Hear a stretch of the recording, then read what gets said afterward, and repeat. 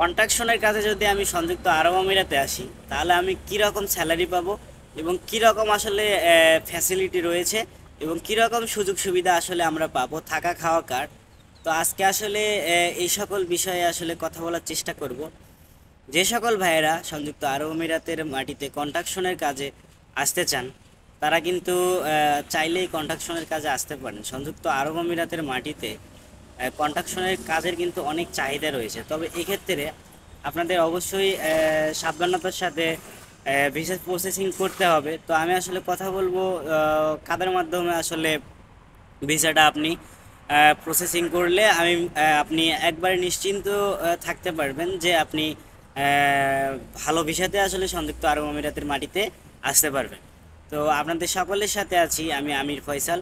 তো যে যেখান থেকে দেখতেছেন অবশ্যই আমার ভিডিওটা লাইক কমেন্ট করবেন এবং চ্যানেলটা সাবস্ক্রাইব করবেন। তো আশা করি ভিডিওটা আপনাদের উপকারে লাগবে। তো যে সকল ভাইয়েরা সংযুক্ত আরব আমিরাতের মাটিতে আসলে আসতে যাচ্ছেন তারা কিন্তু অনেকেই জানে না যে সংযুক্ত আরব আমিরাতের মাটিতে কি ভিসা কি খোলা রয়েছে কি না।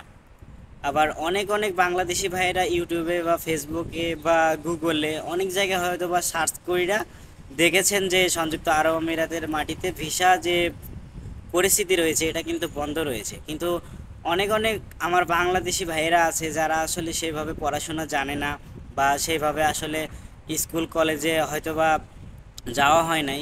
ভিসা আসলে এটা কি এটা আসলে তারা বোঝে না। তো আমার আসলে ভিডিওটা সবার উদ্দেশ্যে, এটা আসলে কাউকে ছোট করার জন্য আমি এই কথাটা বলতেছি না। তো আমার কথাতে যদি কেউ আসলে কষ্ট পেয়ে থাকেন অবশ্যই ক্ষমা সুন্দর দৃষ্টিতে দেখবেন। তো কন্ট্রাকশনের ভিসাতে কিন্তু যদি আপনি আসতে পারেন সংযুক্ত আরব আমিরাতের মাটিতে আপনি কিন্তু অনেক ভালো অ্যামাউন্ট বাংলাদেশে কিন্তু পাঠাতে পারবেন। 80 থেকে 90 হাজার টাকা সংযুক্ত আরব আমিরাত থেকে আপনি বাংলাদেশে পাঠাতে পারবেন। কিন্তু এই ক্ষেত্রে আপনাকে কিন্তু পরিশ্রম করার যে মন মানসিকতা এটা কিন্তু থাকতে হবে। আপনি যদি পরিশ্রম না করতে পারেন তাহলে ভাই আমি মনে করব যে কন্ট্রাকশনের যে কাজ এটাতে আপনার আসার আসলে দরকার নাই। আপনি চেষ্টা করুন যে কোনো আসলে হোটেল রেস্টুরেন্ট বা কোনো বাকালা। বাকালা আসলে কি? বাকালা হলো একটা দোকান বা শপ। এই দেশের আসলে দোকানগুলোকে আসলে বাকালা বলা হয়। তো আশা করি আপনারা বুঝতে পেরেছেন। তো এবার আসি যে আসলে থাকা খাওয়া এগুলো আসলে কার।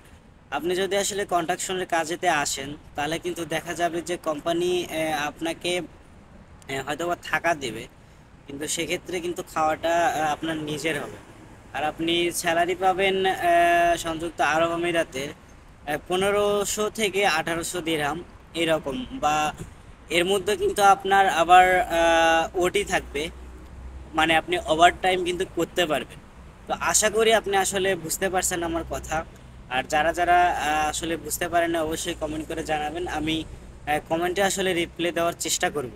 তো এবার আসি আপনারা আসলে কাদের মাধ্যমে সংযুক্ত আরব আমিরাতের মাটিতে আসবেন বা যে ভিসা রয়েছে এই ভিসাতে আসলে অ্যাপ্লাই করবে।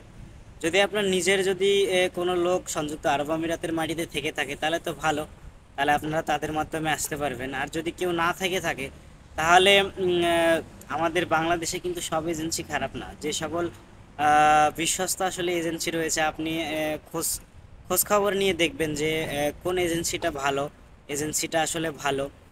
তার মাধ্যমে কিন্তু অনেক অনেক লোক এসেছে, এসে কাজ করতেছে, এরকম কিন্তু এজেন্সি ভাই আমাদের বাংলাদেশে এখনো কিন্তু রয়েছে। তো এই এজেন্সিগুলোতে আপনি খোঁজ খবর নেবেন ভালোভাবে। ভালোভাবে খোঁজ খবর নেওয়ার পরে আপনি কথা বলবেন। ভিসা না হওয়া পর্যন্ত আপনারা একটা পয়সাও দেবেন না। যখন দেখবেন যে আপনার ভিসাটা এসেছে সেক্ষেত্রে আপনি কি করবেন, তখন আসলে টাকাটা দেওয়ার চেষ্টা করবেন।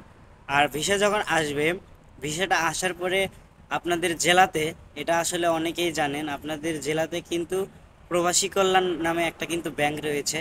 এছাড়াও আর একটা আপনাদের অফিস রয়েছে আপনাদের প্রত্যেকটা জেলাতে। বাংলাদেশ সরকার মাননীয় প্রধানমন্ত্রী কিন্তু এটা করে দিয়েছেন, যেটাতে আপনার হলো বিএমইটি স্মার্ট কার্ড করার জন্য কিন্তু আমরা আসলে ট্রেনিং করতে যাই।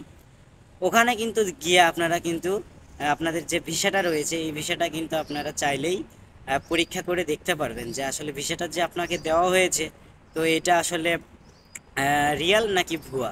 তো আশা করি আমি আসলে আপনাদের বোঝাতে পারছি যতটুকু আসলে আমি জানি। আমি ছোট মানুষ, তো যে সকল ভাইয়েরা আমার ভিডিওটা দেখছেন এবং ভালো লাগছে, দেখে যদি আপনার উপকার হয়ে থাকে, অবশ্যই ভিডিওটা লাইক কমেন্ট এবং শেয়ার করবেন। এবং ফেসবুক পেজ থেকে যদি দেখে থাকেন, অবশ্যই ফেসবুক পেজটা ফলো করবেন এবং আমার ইউটিউব চ্যানেলটা সাবস্ক্রাইব করবেন।